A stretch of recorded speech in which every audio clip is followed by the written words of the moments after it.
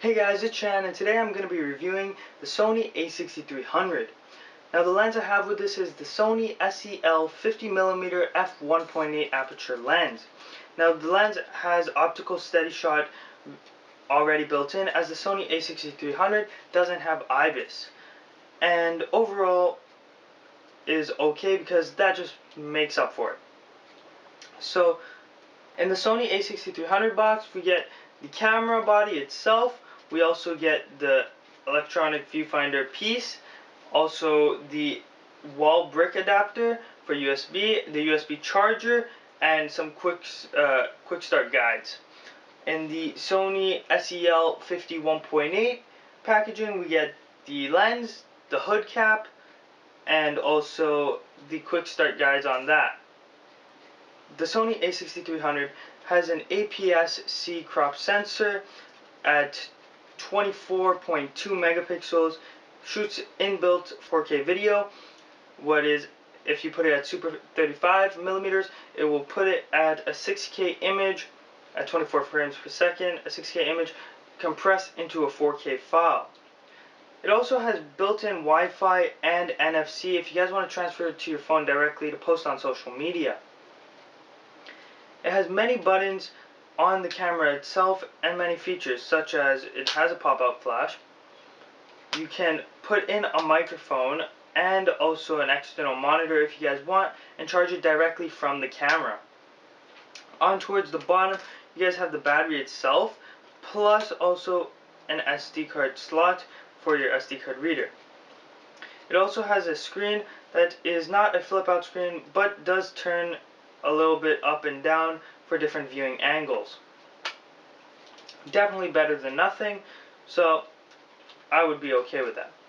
Now it also has an OLED viewfinder, which tells you exactly how the image will be produced. Like, it will show you before you even know that's exactly how it will be, and that's great, at least if you guys are going to be taking out photos, but not so much for videos.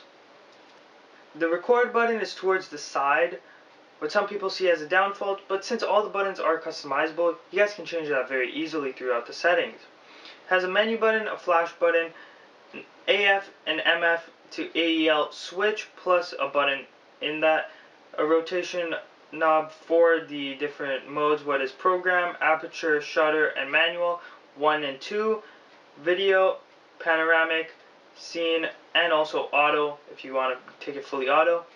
The lens itself does have a ring for manual focus if you guys do want. The on-off switch, the shutter button and focus, the customizable button 1, but like I said, all buttons are customizable throughout the settings. We have another rotation wheel over here. Towards the front again, we have the FN key, we have a scroll wheel, and up, down, right, left, and the OK button. We also have the gallery button and the customizable 2 button. Now when you do switch it on, it does look like there's a whole ton of things on it right away. I think it puts it on program first, but I keep it on aperture because I like to get that nice depth and field from this 1.8 aperture lens.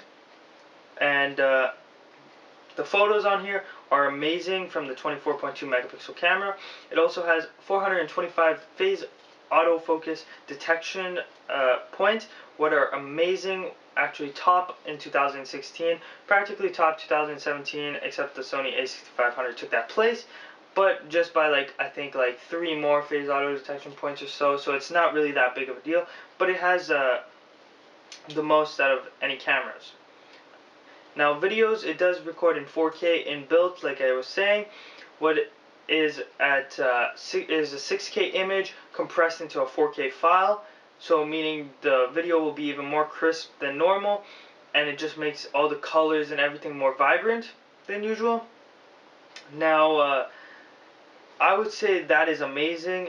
The menu on the Sony A6300 is a little bit confusing and hard to get used to because there's so many options, and can make it very frustrating when you first get started, but after you get used to it, it'll be totally fine. Video quality is amazing. The slow motion is great. It goes on 1080p 120 frames per second slow motion. You will need a UHS 3 card if you guys want to be using 120 frames per second, or 1080p at 60 frames per second.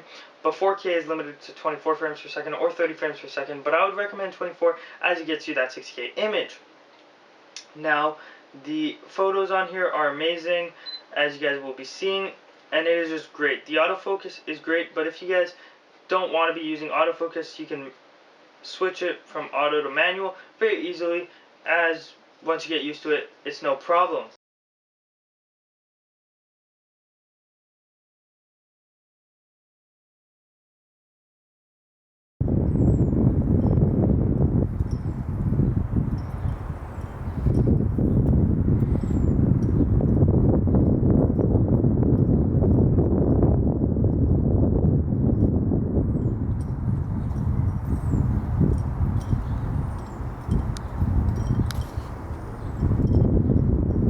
To the top we have a slot to put the microphone, also a monitor if you guys want, but everything else is very good.